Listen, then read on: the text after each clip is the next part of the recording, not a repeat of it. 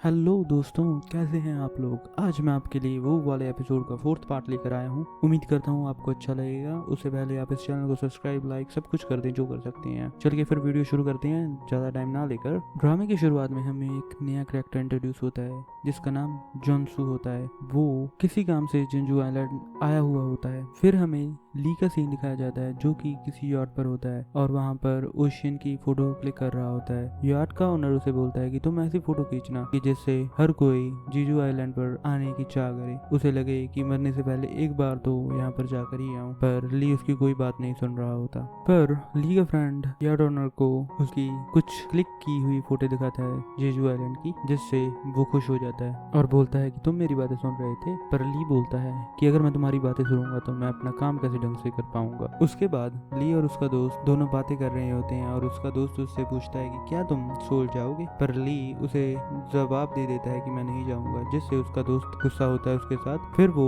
उसे बोलता है कि मुझे पता है कि तुम मेरे साथ पैसे के ही लिए हो, तुमने मेरा बहुत फायदा उठा लिया, आज से मैं तुम्हारे साथ दोस्ती खत्म करता हूँ। और ली अपने दोस्त के साथ उस दिन अपनी दोस्ती खत्म कर देता है और अपने रास्ते चला जाता है। फिर हमें वो का सीन दिखाया जाता है जो कि अपने post card shop to shop दे रही होती है और आज भी वो अपना पोस्ट कार्ड किसी शॉप पर देने आई हुई होती है और वो अपने पोस्ट कार्ड वहां पर रखकर वापस आ ही रही होती है और वो बाहर रुक कर देखने लग जाती है क्या वो औरत उसके पोस्ट कार्ड वहां पर लगाएगी क्या नहीं। और जब वो देख रही होती है तब पीछे से जुनसू आ जाता है। वो उससे पूछता है क्या आप अंदर जा रहे हो कि बाहर आ रहे हो। जुनसू को देखकर वो का पैर स्लिप हो जाता है और वो नीचे गिरने ही वाली होती है। पीछे से उसे जॉनसू पकड़ लेता है। उसके कोट का एक बटन वू के बालों में अड़ जाता है और वो उनसे निकल ही नहीं पाता, तो जॉनसू उसे अपना कोट उतार कर दे देता है और वो अंदर चला जाता है। जब वो कोट से अपने बाल निकाल लेती है तो वो जॉनसू के कोट में एक पोस्ट कार्ड डाल देती है। फिर जब वो उसे कोट देने जाती है तो अंदर जाकर देखती है कि उसका एक पोस्ट कार्ड उस औरत के पैरों के नीचे है, जिससे उसका बहुत दिल दुखता है। फिर वो अपने दूसरे पोस्ट कार्ड भी लेकर बाहर आ जाती है। ये सब वहाँ खड़ा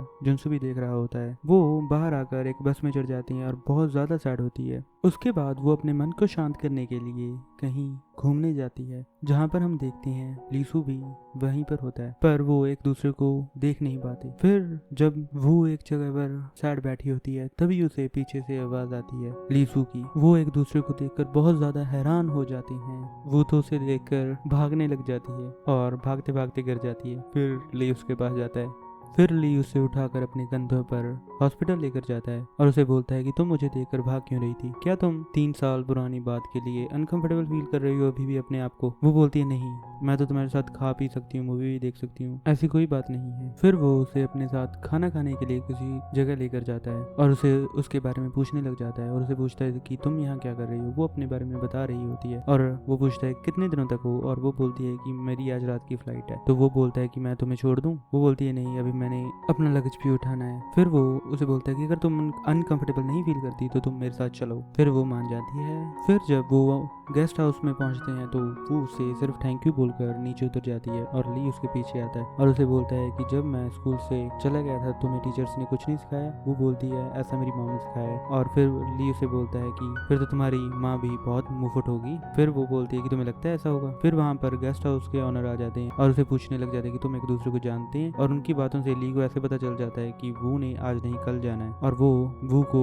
फिर से पूछने लग जाता है क्या तुम अनकंफर्टेबल अभी भी हो। फिर ली उसे एक जगह ले जाता है जहाँ पर दोनों बैठकर तारे देखते हैं और वो उसे बोलती है कि तुम बहुत लकी हो गई, कल भी तुम ये तारे देखोगे। और ली उसे बोलता है कल की बात कुछ अलग है। वो बोलती क्यों। ली बोलता है कि कल मैं अकेला आऊंगा, तुम नहीं यहाँ पर होगे इसलिए। उसके बाद हमें जुनसू का सीन दिखाया जाता है। जुनसू एक बुक पब्लिशिंग कंपनी का डायरेक्टर है और वो किसी कैलीग्राफर की तलाश में है जो उसके बुक के कवर बना सके। फिर उसे अपने कोट से वू का पोस्ट कार्ड मिलता है और वो उसकी हेल्प से उसकी आईडी तक चला जाता है और उसके पोस्ट कार्ड और कैलीग्राफी देखने लग जाता है जो उसे बहुत पसंद आती है। नेक्स्ट सीन में हमें लीसू दिखाया जाता है जो कि अब सोने की तैयारी कर रहा होता है, पर जब वो अपनी दवाई देखता है तो वो वहाँ पर नहीं होती। उसे पता लगा होता है कि वो ने सुबह साफ सफाई की थी और वो सीधा वू के पास चला जाता है और उसे बोलता है कि तुमने मेरी दवाई फेंक दी। वो तो सैड बैठी होती है, उसे कुछ याद नहीं होता। फिर उसे उसे याद आता है कि हाँ उसने गलती से वो दवाई फेंक दी। उसके बाद वो ली को कुछ सामान देने के लिए आती है जिससे उसे नींद अच्छी आ सके, पर ली उसे बोलता है कि तुम किधर जा रही हो, तुम अंदर आओ। और ली उसे अंदर ले जाता है और उसके हाथ में टैबलेट पकड़ाकर खुद लेट जाता है और उसे बोलता है कि ये टैबलेट ऐसे ही पकड़े रखना।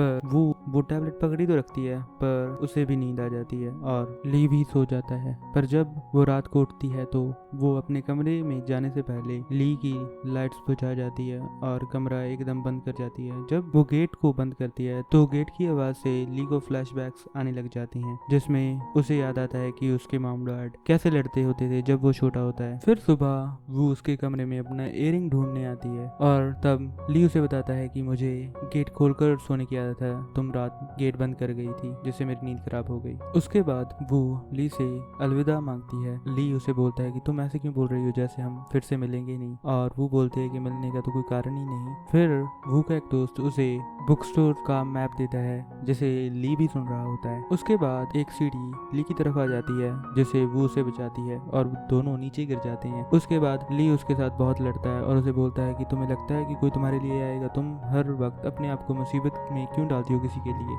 वो उसे सेल्फिश बोलकर वहां से चली जाती है और उसके बाद हमें ली का सीन दिखाया जाता है जो जॉनसू से मीटिंग कर रहा होता है और वो उसे ना कर देता है उसका प्रोजेक्ट करने से। उसी जगह वो भी आई हुई होती है और जब जॉनसू वो से मिलता है और उसे बताता है कि मुझे तुम्हारा पोस्ट कार्ड मिला और पूछता है क्या तुम ये सब खुद लिखती हो, और वो बोलती है हाँ ये मेरे लिए एक डायरी की तरह है, और जॉनसू से बोलता है कि ये दुनिया की सबसे खूबसूरत डायरी होगी। फिर वो बाहर आ जाती है और ली को उल्टा सीधा बोलने लग जाती है, पर ली तो उसके पीछे ही बैठा होता है और ली उसके पास आकर बोलता है कि क्या तुम मेरी बुराई कर रही हो, और उसके बाद वो उसकी बैंडेज भी करता है। ली उससे पूछता है क्या वो भी उसके साथ चल सकता है पोस्ट कार्ड देने, और वो मान जाती है, इसलिए ली भी उसके साथ जाता है और एक जगह वो उसे कंपास गिफ्ट देता है। उसके बाद वो एक खाली जगह पर जाते हैं और वो उसे अपने दिल का हाल बताती है कि तुम्हारे जाने के बाद मैं किसी को डेट नहीं कर पाई, हर वक्त तुम ही मेरे दिमाग में रहे, पर अब मैं इस कर्ज को खत्म करना चाहती हूँ। और वो उसे किस करती है, किस कर वो वहां से चली जाती है। ली तो वहां खड़ा ही रहता है एक जगह ही, और रास्ते में वो उसका दिया हुआ कंपास भी कचरे में फेंक देती है। और यहाँ पर ही हमारा ये एपिसोड खत्म होता है। अगर आप यहाँ तक हमारी वीडियो देख रहे हैं तो आप हमारे लिए बहुत कीमती हैं। मुझे पता है यहाँ पर 1% लोग ही आएंगे। अगर आप हमारे लिए एक कमेंट छोड़कर जाते हैं अपनी सजेशन, हमारी बहुत हेल्प होगी, जिससे हम हमारी वीडियोस को